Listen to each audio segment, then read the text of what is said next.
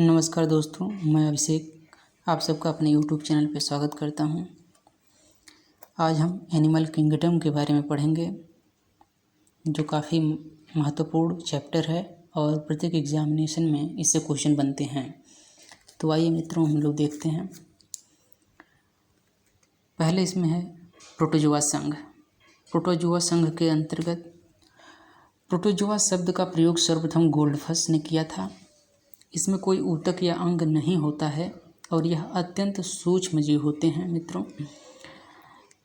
इसके एग्जाम्पल में हम लोग देखेंगे अमीबा, पैरामीशियम, यूग्लिना आते हैं। यूग्लिना को प्रोटोजोआ, ग्रीन प्रोटोजोआ भी कहते हैं।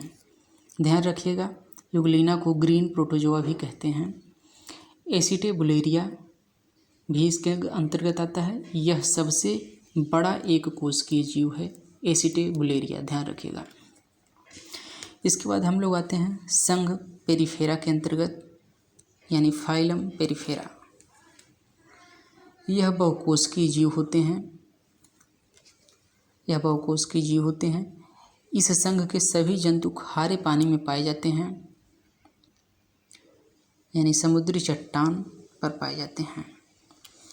इसमें बहुत से छिद्र होते हैं। इनकी त्वचा पर अनेकों छिद्र होते हैं, जिन्हें ऑस्टिया कहा जाता है। इन्हें स्पंज भी कहते हैं। और इनके उदाहरण में हम लोग देखेंगे तो साइकन, यूस्पंजिया, साइकन और यूस्पंजिया भी आते हैं। और इनके उदाहरण में और भी आते हैं यूप्लेक्टेला है, स्पंजिला है। इसके आगे हम लोग आते हैं सिलेंट्रेटा। सिलेंट्रेटा संघ में अंतर्गत प्रवाल जंतु इन्हें भी कहा जाता है और इसका नया नाम निडेरिया है। ध्यान रखिएगा, इसका कभी कभी नया नाम भी पूछ जाता है। इसका नया नाम निडेरिया है। समुद्री जल में ये पाए जाते हैं। इनकी संरचना धागे की तरह होती है।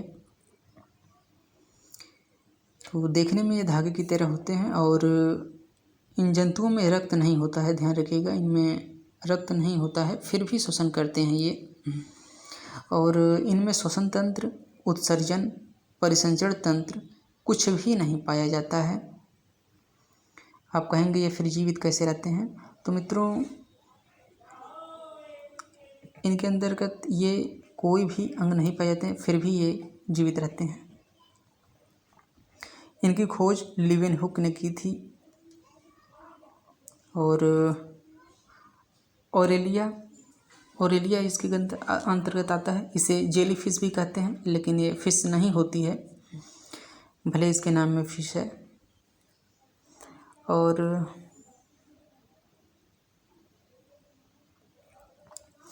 और हाइड्रा की खोज यहाँ पे लिखा गया है। हाइड्रा की खोज लीवेनहुक ने की थी।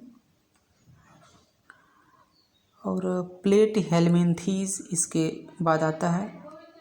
यह संघ काफ़ी महत्वपूर्ण तो नहीं है, फिर भी हम लोग देखते हैं। आहार नाल इसमें नहीं होता है। इसमें जो है फूड पाइप जिसे कहते हैं वो नहीं होती है। दूसरों पर आश्रित रहते हैं। ये पैरासाइट किस्म के होते हैं, दूसरों पर आश्रित रहते हैं। ये पालतू जानवरों के शरीरों पर होते हैं। आपने देखा होगा, अक्सर कुत्तों पर लगे रहते हैं। प्लेनेरिया, फेसियोला, टीनिया सेलियम, यह मानव आंत में पाया जाता है। टीनिया सेलियम जो है ये मानव आंत में भी पाया जाता है। और इसके बाद आते हैं एनेलिडा। यह महत्वपूर्ण है हम लोगों के लिए, इसे जानना आवश्यक है।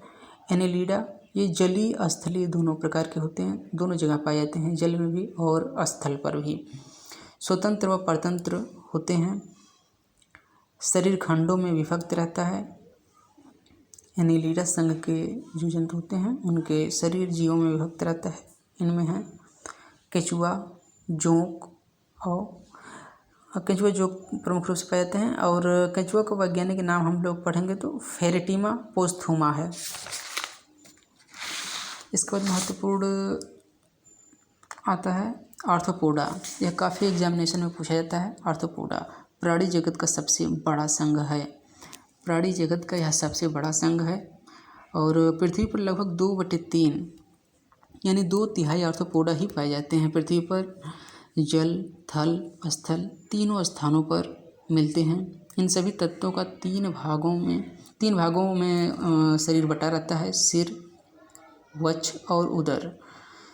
और कीट वर्ग भी इसी में आते हैं। जो कीट वर्ग रहते हैं, चूँकि उनका भी शरीर 3 भागों में बटा रहता है, इसलिए वे भी इसी वर्ग में आते हैं। इनके एग्जाम्पल हम लोग देखेंगे तो बिच्छू है, मकड़ियाँ हैं, झींगा, केकड़ा, मधुमक्खी और कॉकरोच है। क्योंकि ये प्रत्येक उदाहरण में जो है 3 जोड़ी टांगें पाई जाती हैं, इसलिए कीट में आते हैं। और मकड़ी देखने में तो कीट की तरह होती है, लेकिन ये कीट नहीं होती है, क्योंकि इसमें 8 टांगें पाई जाती हैं। जबकि आवश्यक शर्त यह है कि कीट के लिए 6 पैर यानी 3 जोड़ी पैर होने आवश्यक है, तो मकड़ी में 8 पैर होते हैं, इसलिए यह इस संघ में नहीं आती है। इसके बाद हम लोग इकाइनोडर्मेटा पढ़ेंगे। इकाइनोडर्मेटा एक ऐसा संघ है, इसके सभी सदस्य समुद्री होते हैं और त्वचा पर इनके कांटे पाए जाते हैं। उदाहरण के लिए स्टारफिश है, स्टारफिश हालांकि मछली नहीं है, समुद्री आर्थिन और समुद्री खीरा और बिटल स्टार। स्टारफिश का वैज्ञानिक नाम एस्टेरियस है। इसके बाद मोलस्का है, मोलस्का भी इम्पोर्टेंट है। शरीर इनका काफ़ी मुलायम होता है, इसलिए शायद इनका नाम मोलस्का पड़ा। मैक्सिमम समुद्री जीव जो है ये मोलस्का समुद्र में ही पाए जाते हैं। गिल्स से ये श्वसन लेते हैं अपने। इनके एग्जाम्पल में ऑक्टोपस है, सिपिया है, हेलियोटिस है और पायला कह सकते हैं, जिसे घोंघा भी कहा जाता है। इसे डेविल फिश कहते हैं ऑक्टोपस को। और इसके बाद हम लोग कार्डेटा संघ के जंतु को देखेंगे। यह संघ काफ़ी बड़ा व महत्वपूर्ण है। कछुआ, मछली, सांप, तोता, चीता, मनुष्य, बकरी, घोड़ा, हाथी इसमें आते हैं। और इसका कई भागों में वर्गीकरण भी किया गया है। जैसे मत्स्य वर्ग में मछली है, शार्क है और हिप्पोकैम्पस है, जिसे समुद्री घोड़ा भी कहते हैं। शार्क को डॉग फिश कहा गया है। और उभयचर वर्ग फिर इसके बाद आता है, इसमें मेढक है जो त्वचा से सांस लेता है। सरीसृप वर्ग इसके बाद है, जिसमें कछुआ, मगरमच्छ, सांप ये सब आते हैं। और ध्यान रखने वाली बात है, कछुआ, मगरमच्छ, सांप ये सभी कोल्ड ब्लड एनिमल है। पक्षी वर्ग इसके बाद आता है, जिसमें पक्षी वर्ग हमेशा वार्म ब्लड होते हैं। कबूतर, मोर, तोता इसमें प्रमुख रूप से आते हैं। और स्तनधारी है, स्तनधारी हम लोग जानते हैं समतापी होते हैं, जो भी स्तनधारी हैं। तो धन्यवाद मित्रों। यदि वीडियो अच्छी लगे तो आप लोग लाइक और सब्सक्राइब ज़रूर करिएगा। धन्यवाद।